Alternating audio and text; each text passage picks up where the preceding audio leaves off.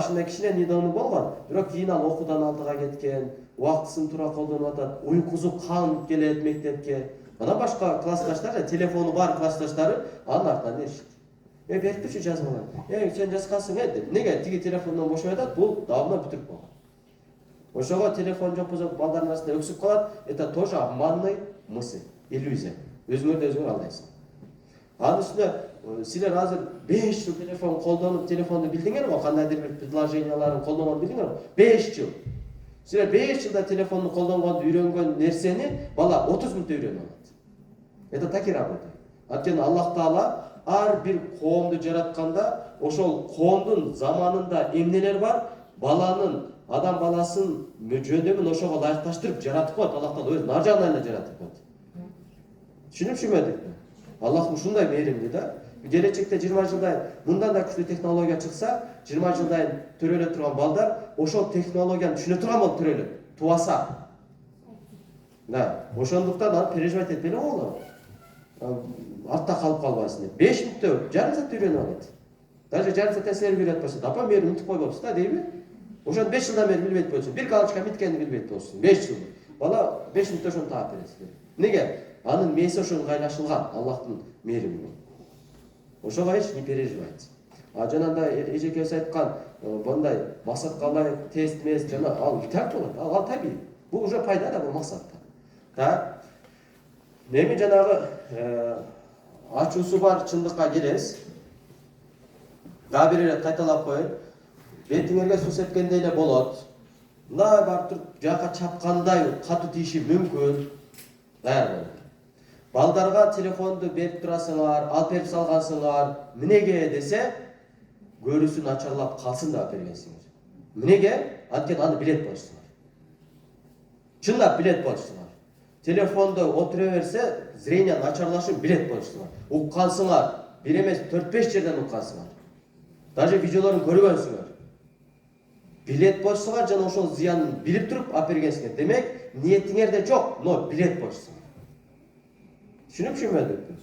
Же ага өлүп кетем билбейт болчумун дегендер барбы? Билет болчусуңар.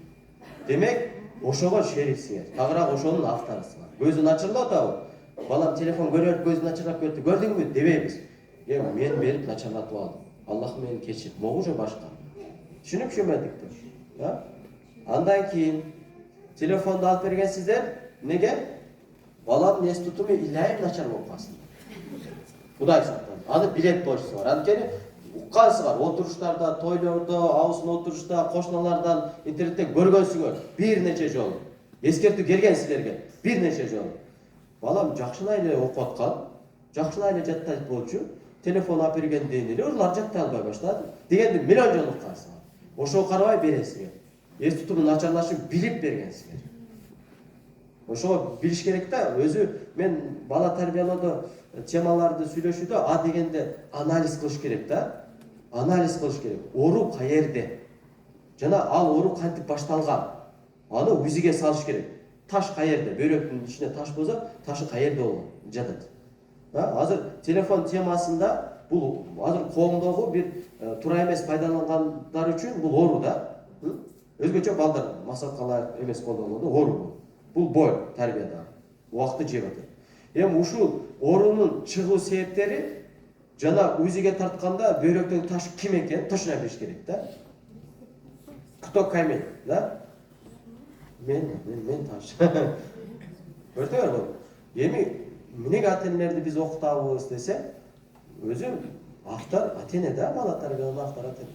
Акыр кыяматта баланы алып келип туруп, "Эй, бала, сен ата-энеңди тарбияладыңбы?" дебейт да. Вообще андай суроо жок, вообще. Вообще жок. Ата-энеге айтат, баланы кандай тарбияладың? Мен сага бала бердим го. Оған бала бердим го сага. Кантип тарбияладың? Кана. Балаңды тарбиялоо кылган болсоң, соопторунан ала бересиң. Балдар өзүнө да сооп кала берет, сага да берет. Балаң нито болсо, күнөөсүнөн балага да калтырат, ошол эле күнөө сага да берет. Раз адилеттүү бияк. Ошого караш керек. Так. Анан аябай коркунучтуу азыр статистикалар чыкты. Бул 2023 жылдын статистикасы азыр менимче азайбай эле көбөйүп кетип атса керек, Кудай сактасын. 2023 жылы дүйнөлүк медиага ушундай маалымат чыккан, ал маалыматты кийин эле өчүрүп салышты. Телефондон 2023 бир жылда мээсине опухоль пайда болуп телефондон каза болгон балдардын саны миллиондон ашкан 2023 жылы. Миллион плюсан бала. Телефон көрө берип, мээсинде опухоль пайда болуп каза болуп калган. Миллиондон ашкан. Бул өнүккөн өлкөлөрдө көбүрөөк кездешет. Америка, Европа, Япония, Кытай өнүккөн. Анткени аларда смартфон бизден мурун барган да. Смартфон бизге келгенде ашып барса 8 жыл болду да. Аларга о 2000 жылдан баштап эле смартфон бар болчу. Бирок бизде дагы мээге уже телефон себеп опухоль пайда болгон балдар бар бизде. Башталган, но статистика бар бизде. Эми врачтар а дегенде мээсине опухоль пайда болуп, каза болуп калган балдар поступление көп болуп кетти да. Ана врачтар түшүнбөй калды. Туруп эле өсүп кетти. Рост. Врачтар сразу биринчи эмнени ойлоду? Экологиянын бузулгандыгы балдардын ушинтип мээсине опухоль чыгышына себеп болсо керек деп ойлоду. Анткени экология мирабы. Но ал точно түшпөй калды. Эмнеге десе, экология ал өнүккөн өлкөлөрдөн дагы начар өлкөлөрдө ал статистикалар жок болуп калды. Кээ бир өлкөлөрдө. Анткени аларга смартфон бар элек болчу. Бирок экологиясы начар. Ана врачтар айтып атат, значит, экология мээге опухоль пайда болуусуна мынчалык массалык түрдө себеп болбойт экен. Анда ата-энелерден деп ата-энелерге анкета толтурду. Жана балдар каза болуп калган ата-энелерден анкета алып анализ эш. Балалардын жашоосун жазып бергиле бизге. Бардык анкета толтурган ата-энелерде ушул пункт бар болчу. Балам телефонду бир күндө 1 саат, 2 саат, 3 саат, кээде жарым күн телефондо өтөт болчу деген пункт бар болчу. Бардык анкетада. Анан врачтарга точно жетти. Значит, телефон көп колдонгон балдардын мээсинде опухоль пайда болушу толук мүмкүн. Анан илимий изилдөө жүргүзүлгөндө дагы алар точно анализдеп чыкты. Демек, телефондогу маалыматтар мээге нагрузка өзү. Болгону да балдардын мээсине көбүрөөк нагрузка. Неге десе, балдардын мээси биринчиден пыша элек. Ал эми физиологиялык күчтүү эмес. Ал мынча эле да. Ал толук бышыш үчүн чоңураак болуш керек. 2 килограмм, 2,5 килограмм. И андагы нейрондар да толук иштей элек. А менин өзү кыла турган максаты бар. Жана мен ошол максатын кандайдыр бир деңгээлде инстинктик деңгээлде билет мен. А телефондогу кыймылдар тез. Движение быстро. Өңдөр тез алмашат. Фигуралар тез куулат. Жазуулар тез өтөт. Үндөр дагы натуральный эмес, робот. Через робот. Анан телефондон зыяндуу нур чыгат. Ошол нерсе одновременно көз аркылуу, кулак аркылуу мээге барат. Жана мен ошол маалыматтын баарын жазууга милдеттүү. Мен кайсы бир маалымат менен жазбайм деп кое албайт да. Маалымат барды, мен жазыш керек. Бирок мен кичине конфликт кылат. Неге жазып атам аларды өзү деп конфликт кылат. Сиздерде болуп кетеби? Кээде бир кино көрүп атасың да, ана туруп эле, "Но, не көрүп атам өзү" деп кетесиңер го кээде. Мен берет да, максатка ылайыктуу эмес кино алчы. Жанагы Камал Самал, жанагы Чёрный любовь, Белый любовь дегендер вообще жашоого кереги жок кинолор ошол үчүн. Мен конфликт кылат да баары бир. Ошентип балдарга да айтат да, мен жаза берем го, бирок неге жазып атканын түшүнгөн жокмун алар. Анткени максатсыз да, видеолор, оюндар, бирок бүт жазат. И ал өмүр бою калат менде. Ошол маалыматтуулук тез мээге киргенде, баланын али быша элек мээси ошол нагрузканы көтөрө албай, ошондой маалыматтын көп агымын көтөрө албай эжеке мээ кызыткен, кадимкидей. Машинанын мотору кызыган сыяктуу мээ кызыткен. Анан менин майда кан тамырлар жарылып кетет. Анан майда кан тамыр жарылса, ал канды мээге жайылтпаш үчүн иммунитет чуркап барат аяка. Иммунитет барып туруп менин кичинекей кан чыгып калды уже. Ошо сыртынан резко оболочка пайда болот. Иммунитеттин иши бүттү. Иммунитет дальше эч нерсе кыла албайт. Ал оболочка ичине канды кошуп иммунитет жыя албайт. Иммунитет просто колунан келген кылды. Эмне болот десе, кан тамырларды айланып жүргөн кан ал айланып жүрө берет. Бирок кан тамырдан жарылып чыгып калган кан ал иштелбей калды. Ал оболочканын ичинде калып кетти. Ал чирийт. Анткени иштелген жок да. Чирип иринге айланат. Анан ирин билесиздер өзү менен өзү көйөт, шишит. Анан ал опухоль болот. Анан сыртына оболочка аны кармап калбаган деңгээлге жетет да. Анан тарс жарылат, 3 мүнөттө бала өлөт. Самый быстрый опухолевой смерть. Ушундай орусчасы. Опухолдон эң тез каза болгон опухолдун түрү ушул. Телефондун нагрузкасынан ушундай процесс жүрөт. Анан врачтар эскертип атат. Кайсы баланын мээсинен опухоль пайда болушун биз билбейбиз дейт. Но кайсы бала телефондо көп отурса, көп ойносо, ошол бала көбүрөөк мээсине опухоль пайда кылып алуу мүмкүнчүлүгү көбүрөөк. Ошол ата-энелерге айтат, кара. Түшүнүп түшүнбөдүкпү? Это все научно. Ногу маалыматтар чыгат да интернетке.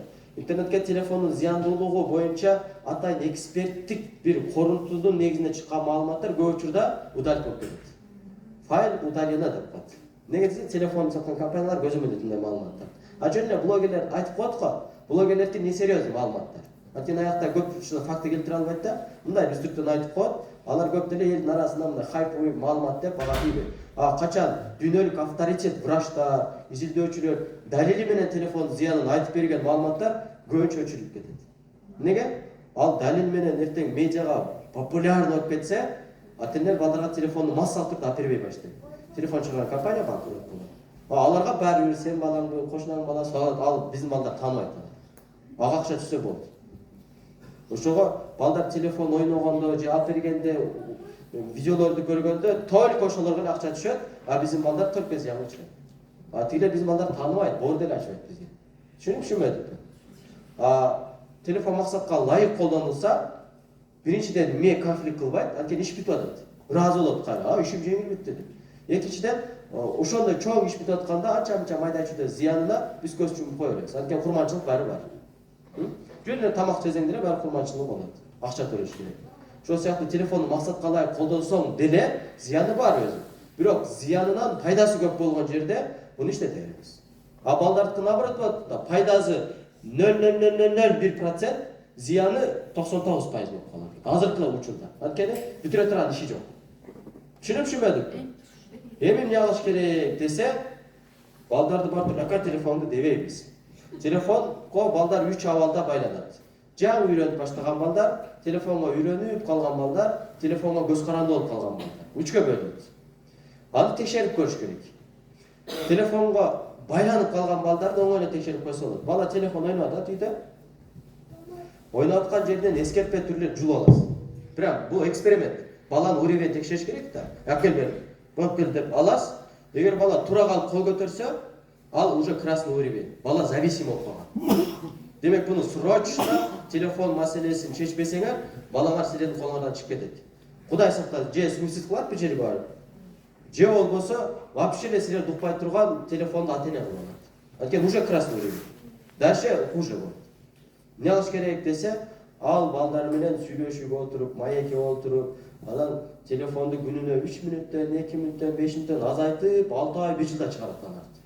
Сразу чыгарып койсоң, балам прямо барып жардан секирип кетиши мүмкүн. Анткени красный уровень Бишкекте билесиздерби? 2-3 окуучу секирип кеткен. Апасы алып койгон, секирип кеткен. Каза болуп калды. Анткени апабыз билбейт да, аны акырындан чыгарасың. Акырындан бустуңбу, акырындан оңдойсуң. Акел бүгүнөн баштап телефон жок дей албайсың аны.